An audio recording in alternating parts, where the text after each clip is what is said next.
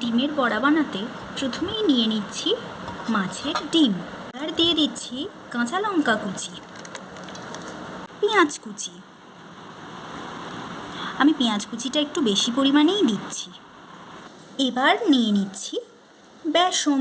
এবার এর মধ্যে আমি দিয়ে দিচ্ছি লবণ, হলুদ গুঁড়ো, লঙ্কা গুঁড়ো। এবার আমি এই মিশ্রণটাকে সুন্দর করে মেখে নেব। এইবার আমি মিশ্রণটাকে সুন্দর করে মেখে নিচ্ছি। আমার মিশ্রণটা মাখা হয়ে গিয়েছে। এইবার আমি ভেজে নেব। চলো, প্রথমেই একটা কড়াইতে তেল গরম করতে বসিয়ে দিয়েছি।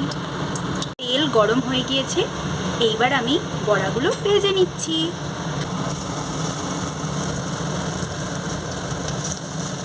বড়াগুলোকে উল্টে পাল্টে ভেজে নেব। এইবার আমি বড়াগুলোকে একে একে উল্টে নিচ্ছি। সুন্দর করে ভাজা হয়ে গেলেই আমার মাছের ডিমের বড়া হয়ে যাবে রেডি।